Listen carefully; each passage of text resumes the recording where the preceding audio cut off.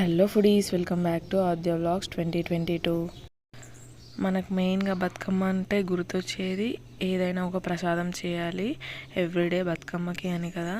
So నేను ఈరోజు బతుకమ్మకి 5వ రోజు సందర్భంగా మలీదా ముద్దలు ప్రిపరేషన్ చూపించబోతున్నాను. 2 ఇంగ్రీడియంట్స్ ఉంటే చాలు, మనం మలీదా ముద్దల్ని ఈజీగా ప్రిపేర్ చేసేయచ్చు. అదేంటో చూసేద్దాం. Let's get in to the video. First నేనైతే ఒక 1/2 kg బెల్లాన్ని తీసుకొని ఇలా తరిమి పెట్టుకున్నాను. ఆ తర్వాత పెద్ద కప్పుతోని 2 కప్పుల బియ్యం పిండిని అయితే తీసుకొని పక్కన పెట్టుకొని, దీనికోసం హాట్ వాటర్ అయితే వేడి చేసుకొని ఇలా వాటర్లో కొద్దిగా యాడ్ చేసుకుంటూ పిండిని అయితే మంచిగా ప్రెస్ చేసుకోవాలి. మనం రొట్టె ఎలా చేస్తామో అలా, చపాతీ పిండిలా కాదు, ఇది రొట్టె చేసే విధానం వేరే ఉంటుంది. సో ఇలా వేడి నీళ్ళు అయితే పెట్టుకొని మంచిగా సగం వరకు హ్యాండ్తోనే ఇట్లా అనుకుంటారు. అది మనకు కొంచెం కష్టంగా ఉంటుంది, కానీ ఇలానే తొందర అయిపోతుంది. మనం కట్ చేసింది ఒక ఆయిల్ కవర్ ఉంటే సరిపోతుంది. ఆయిల్ కవర్తో పాటు కింద పీట కూడా ఉండాలి. పీట పైన ఈ కవర్ వేసి మనం వాటర్ అద్దుకుంటూ ఇలా రొట్టెనైతే ప్రెస్ చేసుకోవాలి. సో ఎంత పెద్దగా చేసుకుంటే అంత ఇష్టం, అది ఎవరి ఇష్టం వాళ్ళది. చిన్న సైజులో కూడా చేసుకోవచ్చు.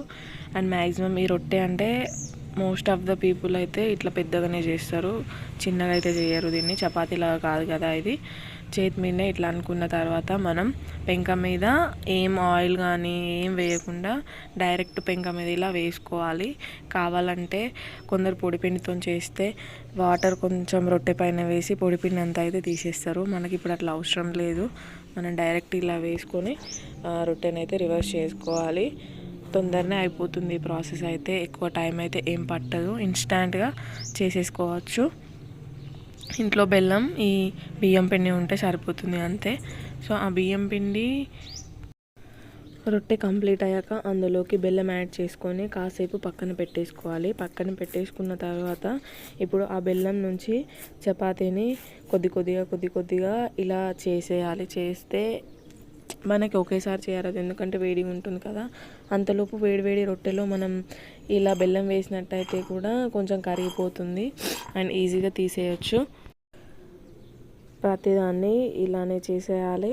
నేనైతే ఒక 3 రొట్టెలు అయితే చేసుకొని అందులోకి బెల్లం యాడ్ చేసుకొని అయితే ఆ బెల్లాన్ని కొద్దిగా ఇలా చేసేస్తున్నాను.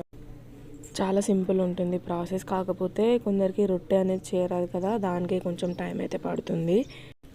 మనం ఈ మలీదా ముద్దలు అయితే 2 వేస్లో చేయొచ్చు. ఒకటైతే షుగర్ కూడా వేసుకొని చేసుకోవచ్చు అండ్ ఇంకొకటి బెల్లం వేసుకొని చేసుకోవచ్చు. మ్యాక్సిమం చాలామంది అయితే ఈ బెల్లంతోనే చేసుకుంటారు. మన తెలంగాణలో ఇది కూడా వన్ ఆఫ్ ద స్పెషల్ కదా, మలీదా ముద్దలు అంటే బతుకమ్మ టైంలో. కొన్ని సైడ్స్ అయితే ఈ మలీదా ముద్దల్ని పెద్ద బతుకమ్మ ఉంటుంది కదా, అదే రోజు అయితే చేసుకుంటారు. బట్ ఇక్కడైతే ఇలానే చేస్తారు 5th డే రోజు. ఇప్పుడైతే మనము ఈ రొట్టెల్ని చిన్న పీసెస్గా చేసుకున్న తర్వాత మంచిగా ప్రెస్ చేసుకోవాలి. అంతా ఒకేలాగా కలుపుతూ దీన్ని అయితే మంచిగా మిక్స్ అయితే చేసుకోవాలి. మనం ఇప్పుడు ఎంత మంచిగా మిక్స్ చేసుకుంటే లడ్డు అయితే అంత పర్ఫెక్ట్గా అయితే వస్తుంది. సో అలా రావాలంటే మనం మంచిగా ఇట్లా మిక్స్ అయితే చేసుకోవాలి. చిన్న పీసెస్గా తీసుకుంటూ పెద్ద పీసెస్గా ఉన్నా కూడా లడ్డు అయితే రాదు. అండ్ నేనైతే ఇంకొంచెం బెల్లం పడుతుందని చెప్పేసి ఇందులోకి అయితే యాడ్ చేసుకున్నాను. ముందుగానే 1/2 kg బెల్లాన్ని అయితే తీసుకున్నాం కదా, అందులోకి యాడ్ చేసుకున్నాను.